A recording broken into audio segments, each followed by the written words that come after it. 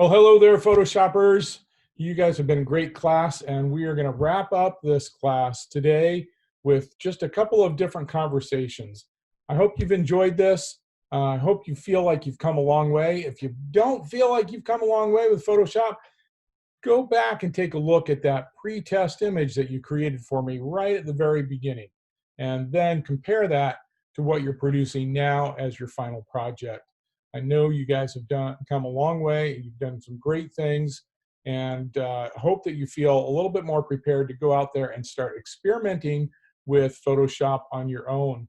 I haven't told you this yet, but all of my Photoshop skills are self-taught.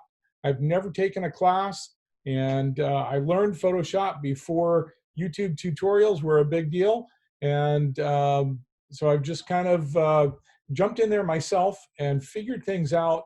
And you'll probably be able now to start doing the same thing on your own. Start playing around, start experimenting, and kind of poke around at some of those tools that we haven't covered that maybe you want to find out what they do and how they do it. But hopefully you're feeling a lot more comfortable right now. I want to cover two things today. The first thing that I want to cover is copyright images. And some of you are saying, hey, wait a minute, what do I know about copyright and what do I care? Others of you are saying, I wish I'd known this stuff at the beginning of class.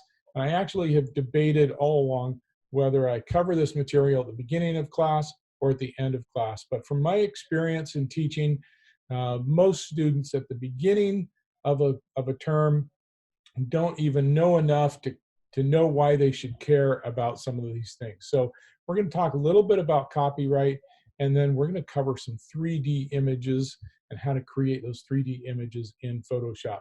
This shouldn't take long. Stick with me for just a few minutes, and we'll wrap it up, and then you guys can get back to work on your final projects. But for right now, let me go ahead and share my screen. Copyright using online images without getting in trouble. And that's exactly what my goal is for you. So I want to give you enough information that you're not going to get yourself in trouble. You're not going to get sued. You're not going to get somebody coming after you because you've used their image incorrectly. And so that's my goal here today. So the first thing that we need to look at is, what is copyright in the first place? I've got the official legal definition here: the exclusive legal right given to an originator or an assignee to print, publish, perform, film, or record literary, artistic, or musical material, and to authorize others to do the same. That's a whole lot of legal mumbo jumbo. So in other words, what it's telling you is that copyright guides the law that says only a creator can use his or her artwork or authorize others to use it. And the right to copyright is something that is generated automatically when an original work is created.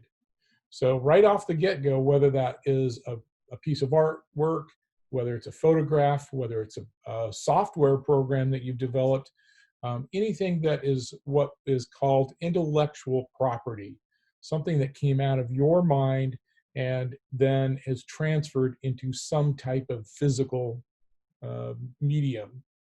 If you've created that, then you automatically own the copyright to it as soon as it is created.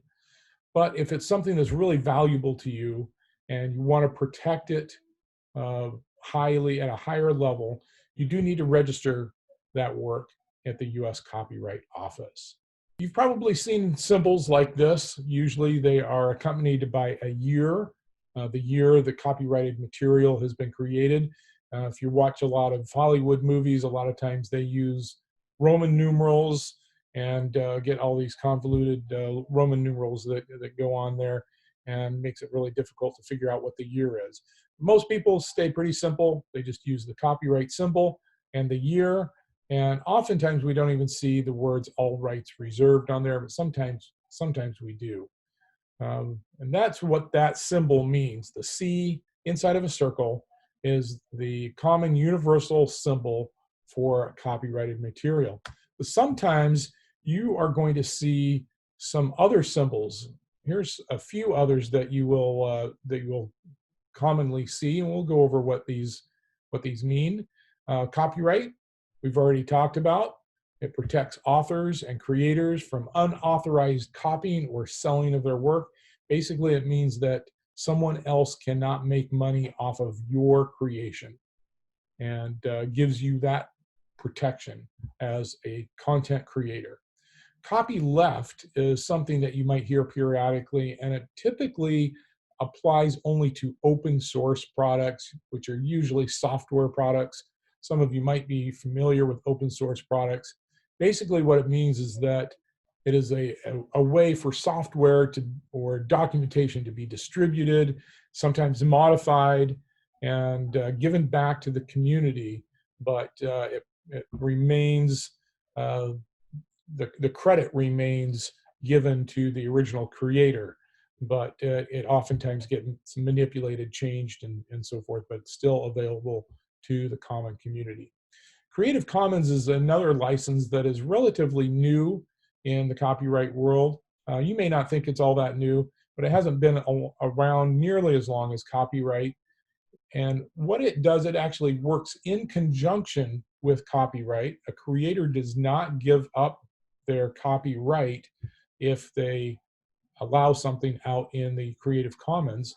It actually helps them retain that copyright, but at the same time allows other people to copy or distribute their work, use their copyright, their originally created material in other uses, at least as long as it's not commercially driven. If someone else is making money off of it, then that creates a problem. So within the Creative Commons world, there's actually several different levels of licensing. Someone would have copyright, and then they would make their product available through Creative Commons while retaining their copyright. And then under Creative Commons, you see all of these things here. And you go, what does this mean? Holy cow! I don't even understand the whole Creative Commons thing. But there are different levels. So the first one that you see there up at the top there, attribution, it is symbolized by a human figure. And basically what that means is other people can use the product or image, but they have to give credit to the creator. So somewhere you have to print the credit to the creator if it's an image, or otherwise make it very visible and known by the end user where the original product came from. The next symbol is a circle, and inside of a circle it's an equal sign, or ND are the letters that you might see. This means that you can't change the work, no derivative work. So you can't use someone else's copyright material inside some other product. And that's what the author is saying is, yeah, you can go ahead and use my image, for instance, but I don't want you to use that image in combination with something else. So some of the images that you've created in Photoshop where you've pieced together or composited an image pulled from other elements might not be allowed if the author has said no derivative works. The next level is share alike. And this means that you can, if you're the copyright holder, you're allowing other people to use that product, and they can create something that's identical to yours, and so forth, if you have chosen that option for your work. And then the most common part of Creative Commons is the non-commercial use, and that is the $ symbol with a slash through it. There you can see that. Others can copy, distribute, display your work as long as it's not for commercial purposes, as long as they're not making money off of it. So you can see that in the licenses column down the middle of this page, you can see that an image or a product could have several different Creative Commons levels, depending on what the author or creator of that product agrees to. So make sure that you're looking for these things as you're using other images, and as you create your own images, make sure you apply the proper licensing to it. Now, under copyright, there's a term that you may have heard. It's a common term that's thrown around there. It's called fair use. And what does that mean exactly?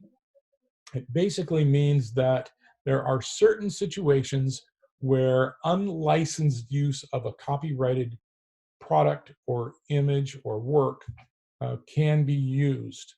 These are the 6 general areas that are used. So criticism or comment. So for instance, a lot of newspapers have an opinion editor, and they might be writing about a product or an image or something like that, and they might include an image in their article or next to their article about what they're writing about. It might be criticism, it might just be a general comment, and so forth. News reporting is another area where that is allowed. You can have a news report about something that is copyrighted, and you can show images of it. Part of that is because it's very short in time. For instance, a lot of times concerts will be covered or want to be covered by a news station. And that's something that's controversial because a lot of artists will say, no, no, you can't bring your camera in here. But if they recognize that it's a news station, they might know that there's only going to be a few seconds of one song up on the air for just a little bit, and it's actually going to help promote their concert and their performance. So news reporting is an area where unlicensed use of copyright protected materials is allowed. The other 3 areas are ones that we see at the university a lot: teaching, scholarship, and research. Now, these are not exclusive to a university or a college, but they are common in that environment. So sometimes we'll be researching a particular type of product, and we might need to use images or copyrighted material. Sometimes in teaching in the classroom, we might do that. So we have a little bit more flexibility in a classroom situation for use of copyrighted materials and so forth. So those are just very general. Keep in mind that I am not giving you legal advice here. I'm just giving you a very rough cursory overview of copyright. There are lawyers out there that study this type of stuff. They go to school for several years, and they spend years and years and years in their practice doing what's called intellectual property law. And intellectual property is the legal term that we use for materials that are copyrighted typically. You might be questioning now as you start looking up images on the internet, you might be questioning, can I really use that image in my presentation, in my artwork, whatever? And that is a good question to ask. So I want to encourage you to ask that question about use of images. So how do we figure it out? Here's a little roadmap that we're going to follow that's going to help us in guiding us to understanding whether or not we can use a particular picture or image. The first question that we need to ask is, did you create the image yourself? If you created this image yourself, and the answer to that question is yes, we're off to a really good start, but we can't stop there because there's one more question that we have to ask, and that question is, was the picture you created an original idea? I had a student years ago who got hired by a company to go out and take a photograph. They saw a photograph that they really, really liked. The student of mine happened to know exactly where that photo was taken. And so he got himself hired and went out and took a photo from exactly the same location at approximately the same time of year, but it was not his original idea for the photograph. So he was copying somebody else's idea with his photograph, and that is something that does not work very well. So it does have to be your own original idea. If the answer to that question is yes, then you are probably just fine using that image without question. Now, let's go back to our first question. Did you create the image yourself? If the answer is no, That does not necessarily mean you can't use the image, but there are several more steps that we have to go through in order to determine the answer. So at this point, we need to ask ourselves what are referred to sometimes as the fair use questions. There are a number of questions that we need to ask, and they kind of build on each other to filter out some of the potential uses or non-uses of an image. So let's look at those. The first one here asks you, are you using the image for personal, nonprofit, or educational purposes? If the answer is yes, then we can go on to the next step, which is, are you using the image sparingly only for limited purposes? And again, if that answer is yes, we can move on. What about transforming or repurposing the image? Maybe you're creating a new purpose or a new meaning for the image. That's something that will be looked at. And then next, are you publishing the image in a publication or a fact-based context, such as a news source or something like that? And again, if the answer there is yes, then you're increasing your chances of being able to use that image. And then the next question is, will you be using the image for personal or commercial gain? And if that is a yes, then things start to get really, really fuzzy. So typically, copyright holders are more okay with you using their works if you are not gaining financially from it, because that's the whole purpose of copyright law, is to protect the creator of that image so that they are the ones that can create or generate um, funds from that.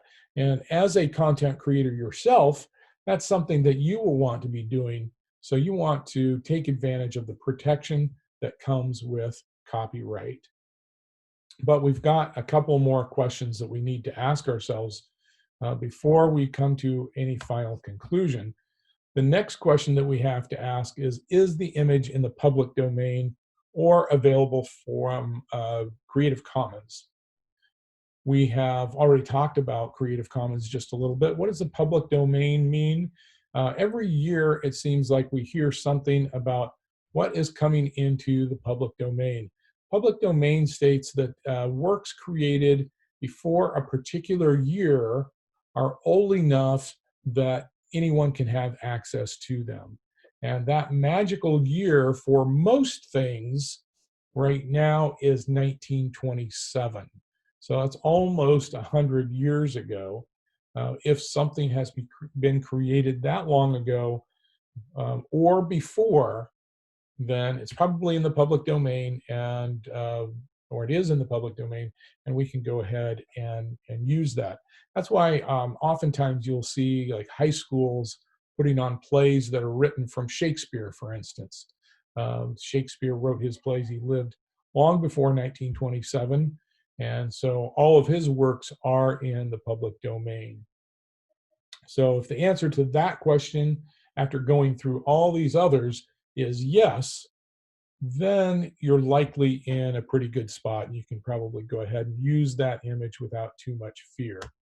The next question is, did you buy or obtain permission from the original source? So if you've gone through all these other questions and you're not sure, but you recognize that somebody holds the copyright to that, and you have not obtained permission from them either by purchasing those rights to use or some other written permission, the answer to that question is no, then you should probably stay away from using that image.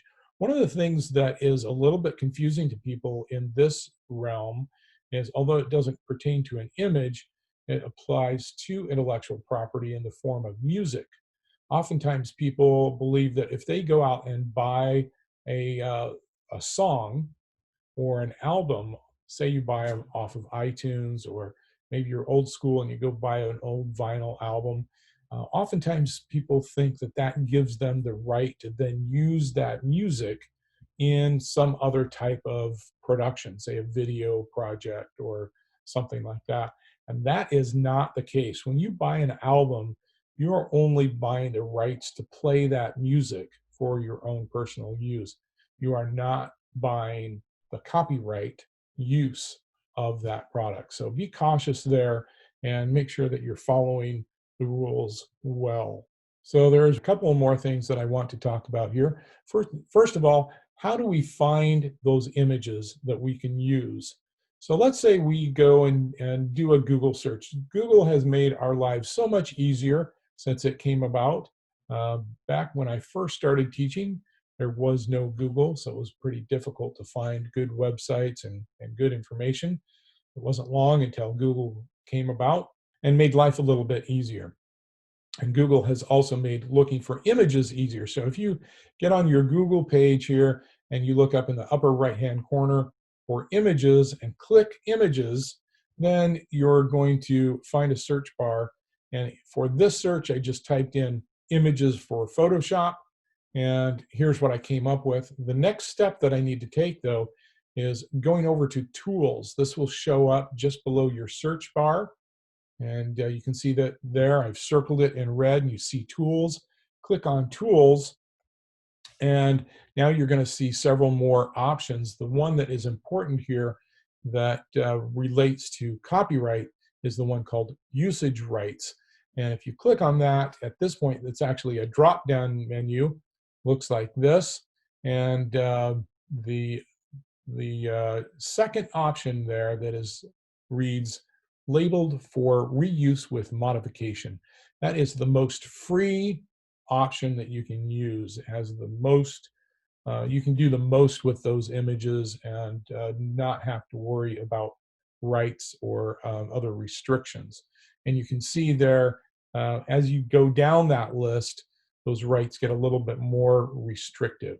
So the next one, labeled for reuse, you can reuse an image, but you may not be able to modify it. Labeled for non-commercial use with modification, and labeled simply for non-commercial use. Those are the different levels that you can use for a Google search.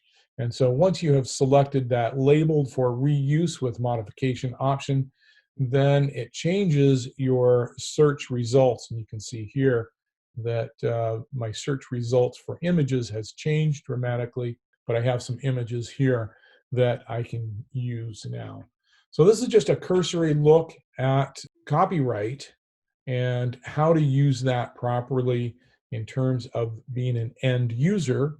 And I want you to be aware of that too as a content creator, so that you know that you can create content, you own the copyright, and you are protected from other people making money off of your images or other products. Now, there's another component to all of this, because you want to know your rights as a content creator. And so there is a website that I have found for photographers. It's very useful. I know some of you are photographers. This also applies to videography. So if you're doing photography or videography, you want to be aware of this website right here, craigs.com. This is the website for an attorney, Mr. Craigs, and he has created on his website a PDF document, which I have included on our Canvas site. That PDF document is called The Photographer's Rights. And in here, he does a good summary of what a photographer's rights are. He goes over the general rules and some exceptions to that general rule. He talks about permissible subjects to take photographs of, and also talks about how authorities have limited rights to bother you, question you, or detain you.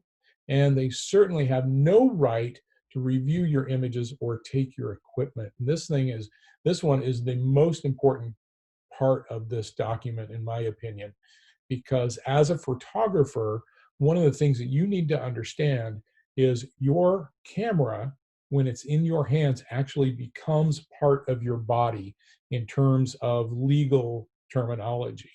And so that's important, because legally, if someone touches you without your permission, that is called battery, and that is against the law. And so if someone touches you illegally, you can charge them with battery, and that also applies if they touch your equipment while it's in your hands and you're using that camera. Again, legally, that camera is part of your body, so they cannot touch that, and you want to be aware of that. The document also goes over some legal remedies if you're being harassed, and it talks a little bit about how to handle confrontations. So my recommendation to you, if you're a photographer, if you're a videographer, especially if you are doing freelance work, I would recommend that you print out this document, put it in your camera bag, carry it with you whenever you have your camera. And that way, if you get into a situation that is a little bit questionable, then you can pull this out. You can share that with the individual who is trying to restrict you from taking your images. Now, there are other guidelines that you have to follow. You can't cross a police line, for instance, and so forth.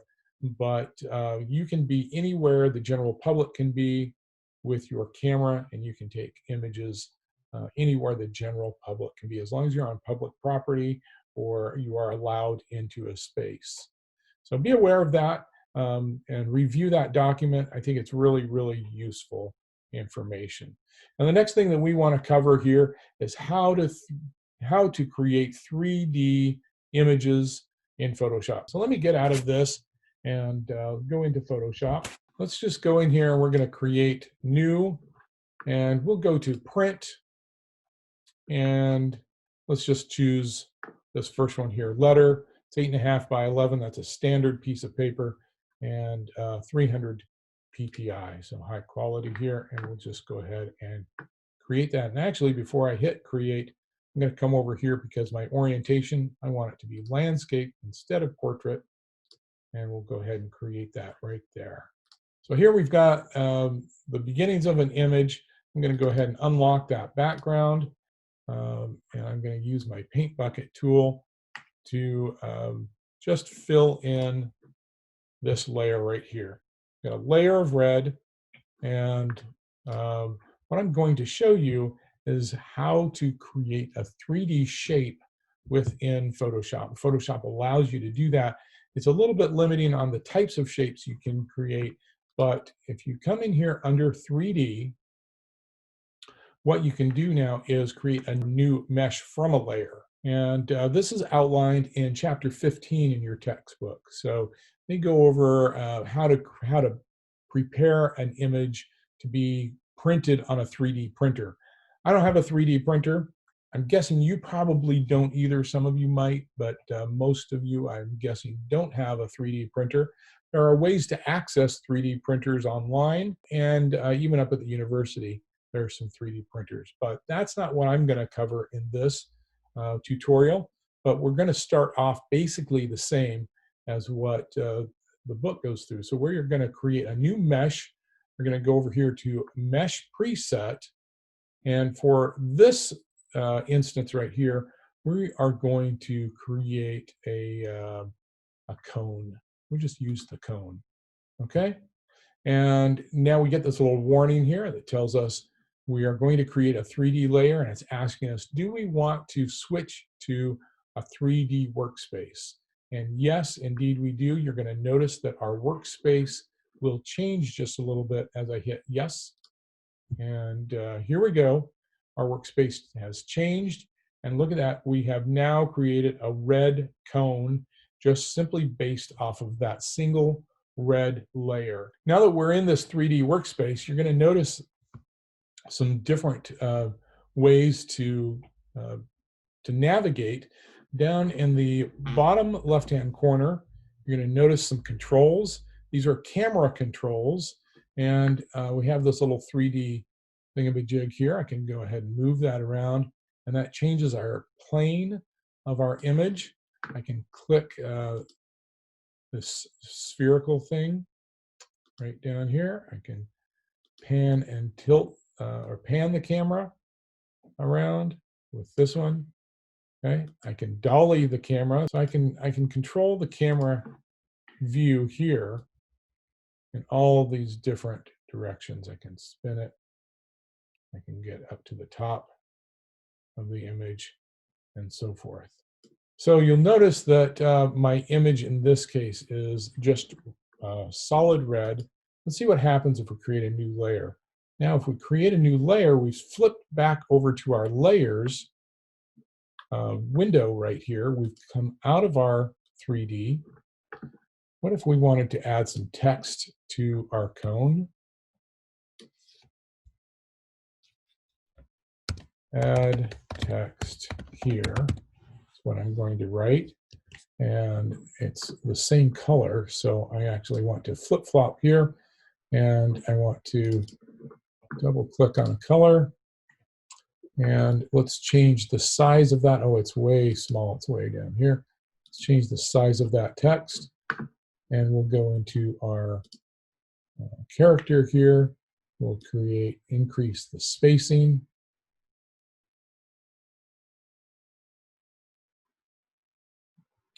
And there we go. And go back to our move tool. That doesn't really do anything for us, does it? It's not really 3D, it's just another flat layer. Now we can try to go back into our 3D controls, but it's not going to really do anything for us. That text is its own layer. What happens if we go back to here and we link it with our 3D layer? Does that do anything? Okay, let's try that. That doesn't really do anything either. It just attaches flat text. So if we want to create a 3D object with text on it, what we have to do essentially is we have to create our design with all of those elements on there. So let me go in here and create a new image again. And once again, I'm going to go print, letter, and same orientation as the first one, 8.5 by 11. Okay, here's my layers. And I'm going to go ahead and keep that background this time, but I'm just going to unlock it. And I'm going to create a new layer. And I'm going to start playing around with some things here. And actually, I'm going to go back into my, if I look at window here and workspace, notice I am still in the 3D workspace. But I'm going to go ahead and pop out of that. I'm going to go to the Essentials workspace. That's just my regular workspace. That's going to make things a little bit easier for me for what I'm going to do. I'm going to go ahead and create a layer here. I'm going to color that layer. I'm just going to use my paint bucket. Solid layer. But now I'm going to go Edit, Transform, and I'm going to choose Warp. And I'm just going to pull this down just a little bit, create a little bit of a wave. And I'm going to use my move tool. Slide that up there. Okay, and I'm good with that. Deselect to get rid of my marching ants. And I'm going to create another layer. Do the same thing down below though. And this time I'm going to flip my colors. I've got a blue in there. I'm going to go ahead and use blue. Some of you might see where this is going. Once again, I'm going to hit Edit, Transform, Warp. This time I'm going to make my wave go up this way.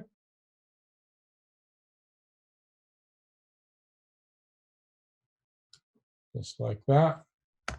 Enter and deselect.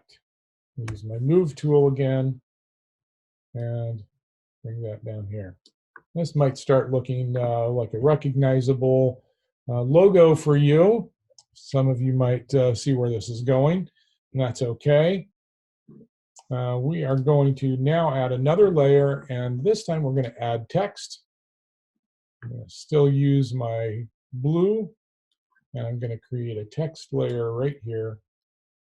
And I am just going to type in the word cola and soda. Right? You thought I was going to type something else, but we're going to stay generic. I'm going to change my text to impact. Impact is a nice, bold, strong typeface, and I'm going to be okay with that. And now I'm going to go back to my window. I'm going to choose character and back to my text tool because I need to make some adjustments here. That's a little too small. I'm going to go up to my font size and make that bigger. And I'm going to check my spacing a little bit. Might be able to bring that in just a little bit, but not too much. And I'm okay with that for where it is right now. So back to my move tool, and we'll move that into shape here, or into place here. We'll go ahead and center that. So now that we've got that, we want to try our 3D image again.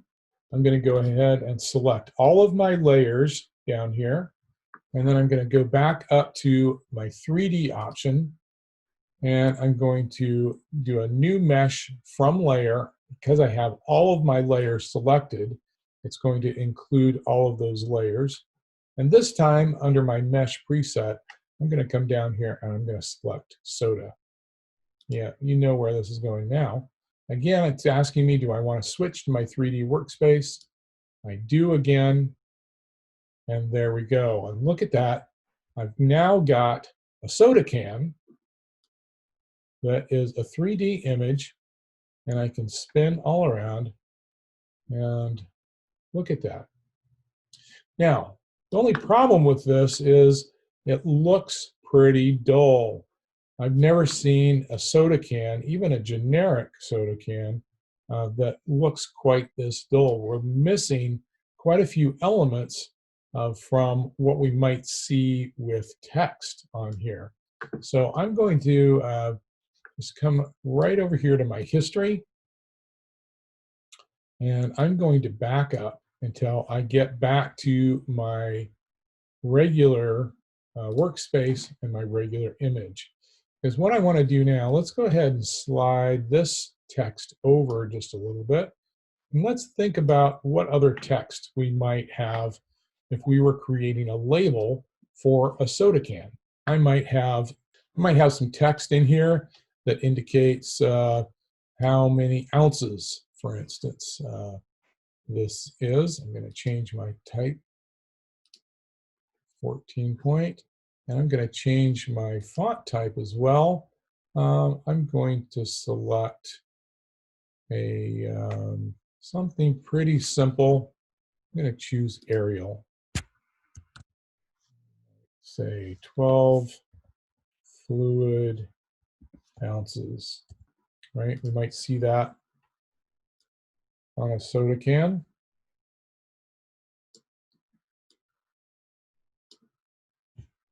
Some other things that we might see, we might have some additional text. We might have ingredients. So let's create another layer of text.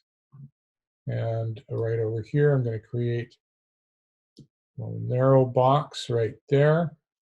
Look how spaced out that is, those lines. We're going to go back into our character. And I'm going to adjust this right up here where it says 30 point. Just drag that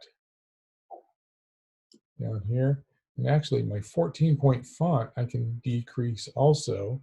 This is going to be pretty small if it's ingredients. Typically, they're going to type that text pretty small. So we're down to 9. We'll bring our spacing down about the same point as well. We'll just type in here, ingredients, and colon. I'm going to change my alignment to align left. And what kind of ingredients do we have in a soda? We have sugar. We have high fructose corn syrup, caramel coloring. We have, I'm going to make things up here, monosodium glutamate. I've No idea if that's a real thing or not. We might have water, carbonation, spell that right, carbonation. We might have red, number 2, blue, number 4, coloring. We might have, I don't know, what other kind of crazy things can we put in here? We could put in some groovers and some stickum. I'm just totally making things up right now. So if you want to make some things up, let's go ahead. Go right ahead. And other stuff. There we go. There's our ingredients. Good enough. I'm going to scoot this down just a little bit so it's outside of that red. Another thing that we might find on a label for a product, we might find a barcode. So I'm going to go out quickly to the internet. You can't see this right now. I'm going to go ahead and drag in a barcode. Totally making this up here. I'll place that in there. Let's see, let's rename that layer. Code.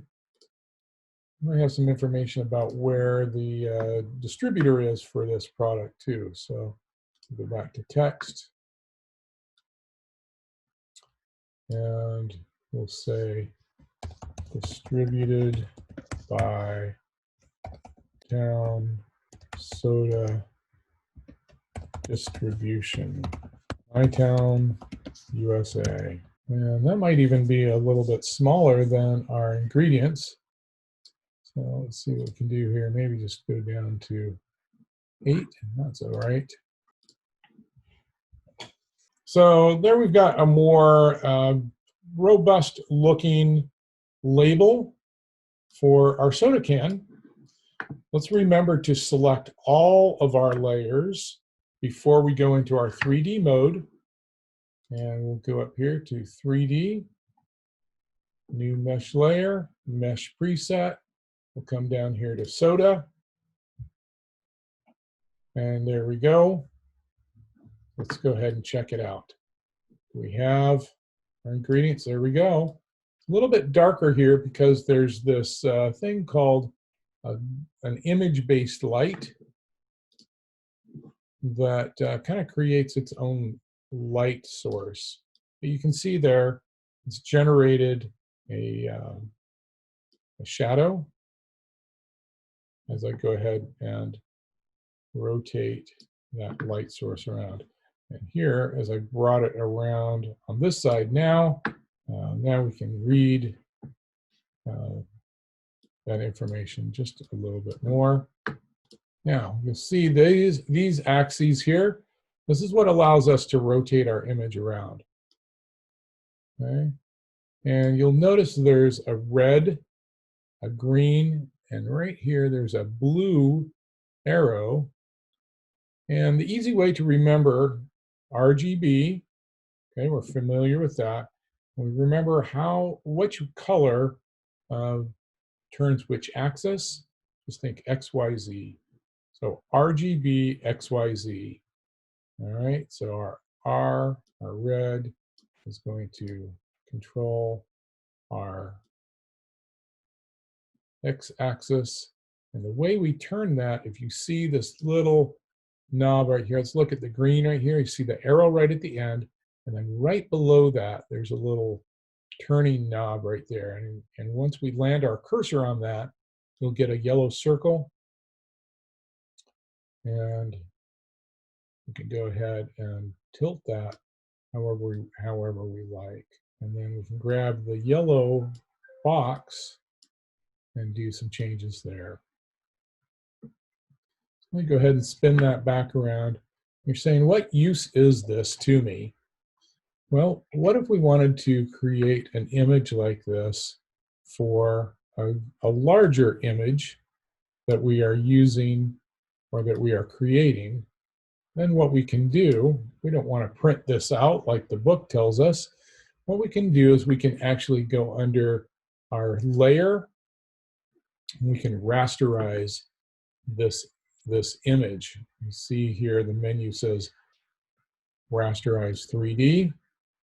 And there we go. We're back to a regular layer It's no longer able to wrap around in a 3D world, but it has retained all of the properties that we have applied to that 3D image. So we have the label that we have created that's wrapped around the can. We've got the shadow that came along with that light source, and all of that information goes ahead and moves within our regular Photoshop layer.